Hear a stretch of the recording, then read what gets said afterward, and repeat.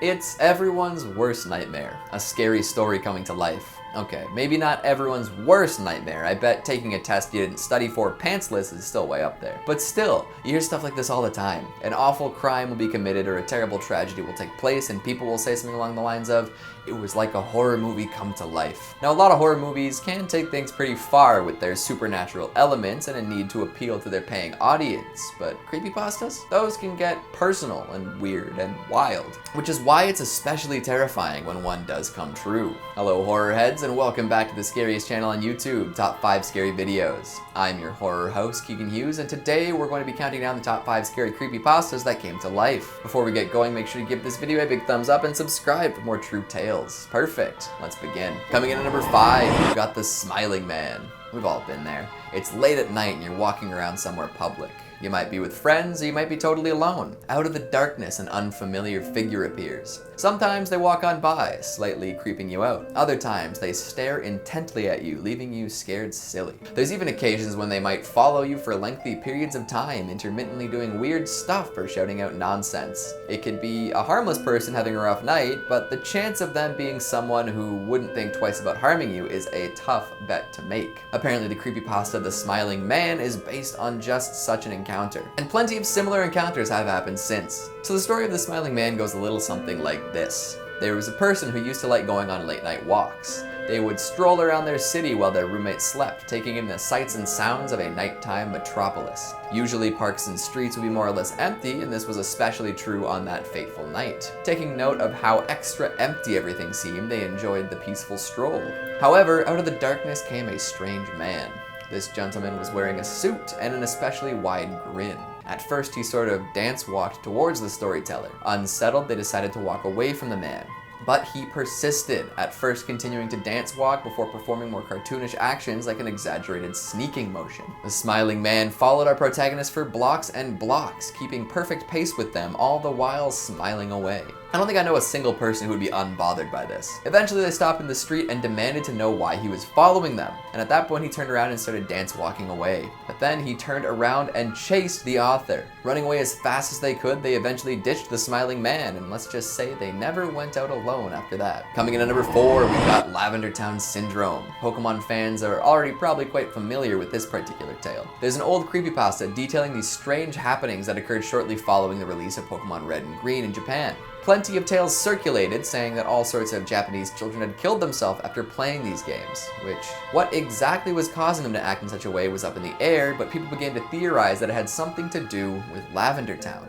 If you've heard the town theme, you probably understand why people came to that conclusion. It is a creepy, dismal tune. Discordant and unsettling, the song is definitely not the ideal backdrop for a kid's game. Some say there's a sinister tone hidden in there that causes kids' brains to act up. That bit is probably just creepypasta lore though. If nobody's found the true brown tone yet, I doubt there's a kill tone either. Now, all of this was obviously played up for creep factor. There weren't any game-breaking haunted glitches in Red and Green, but there were a few important events going on at the time that likely had an influence on the creation of this creepypasta. First, there was an episode of the Pokemon TV show that caused kids to have epileptic seizures. It was called Den-O Senshi Porygon and involved a scene with some rapidly flashing lights and colors. These high-intensity images triggered reactions in hundreds of children watching. Add this unfortunate event to a spike in the Japanese suicide rate in the 90s and you have a double whammy of creepypasta material. Obviously, these incidents had really nothing to do with Pokemon the video game, but the ideas were planted in our collective minds and made for a very scary story. Coming in at number 3, we've got the Alice killings. I keep reading this one and want to make some sort of connection to Alice in Wonderland, but I can't seem to find anything substantial enough to make a really good link.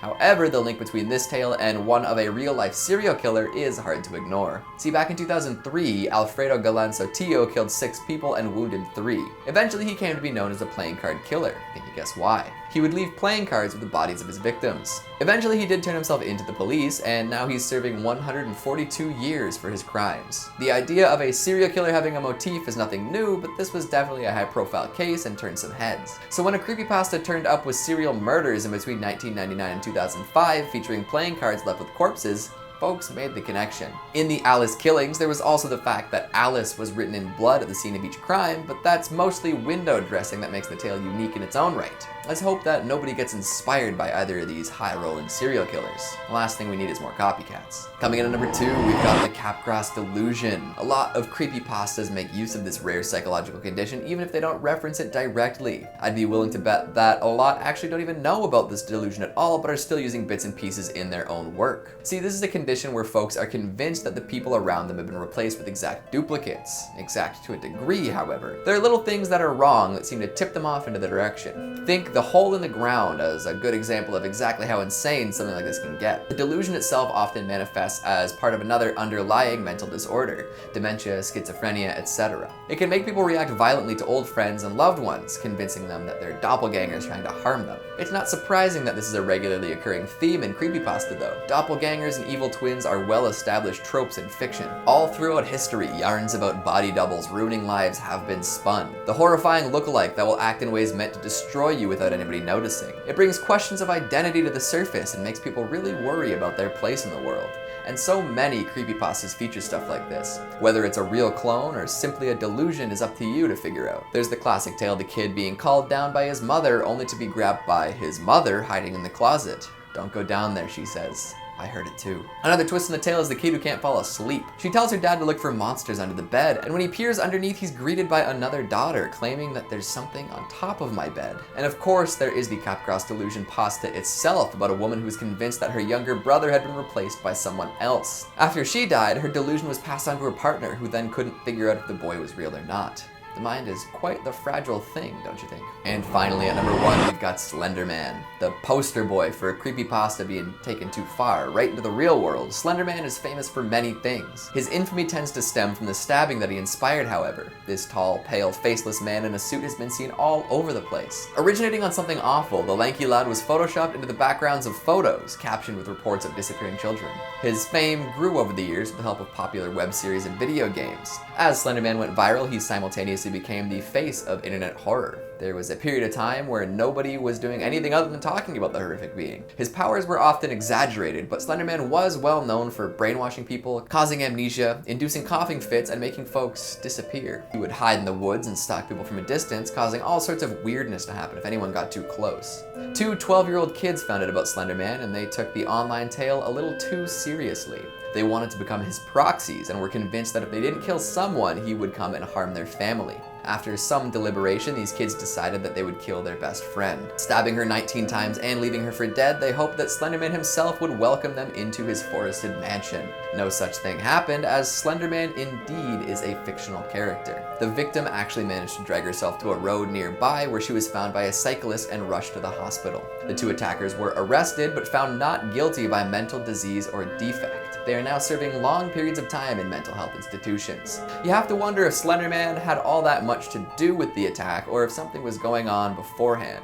Either way, it's a cautionary tale about kids' media habits and choosing friends wisely. Life imitates art, right? Although I think most would rather that horror fiction stayed staunchly in the fiction department. What'd you think of the list? What creepypasta would you hate to see come to life? Make sure you let me know down in the comments. Speaking of comments, let's take a look at some of your more meandering ones from the top 5 scary monsters that should be SCPs. Disturbed Hunter says necromorphs from Dead Space, especially the moons as a terramorphing monstrosity and the markers being transmitters that initiate outbreaks. Oh, that'd be absolutely wicked.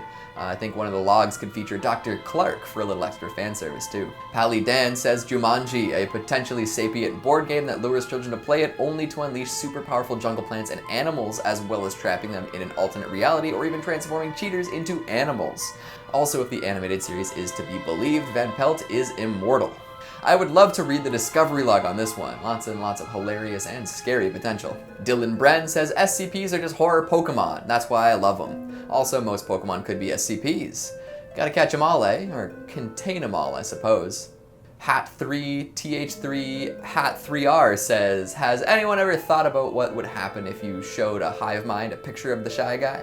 Would he try and take down the whole thing after because of the shared memory of seeing the picture? I nominate you to get to the bottom of this conundrum. Report back post-haste. And that's all the time we have for today. Before I duel a middle schooler with the stakes being a one-way trip to the Shadow Realm, make sure to give this video a big thumbs up and subscribe for more horrific hellishness. Thanks for watching, and I'll see you next time.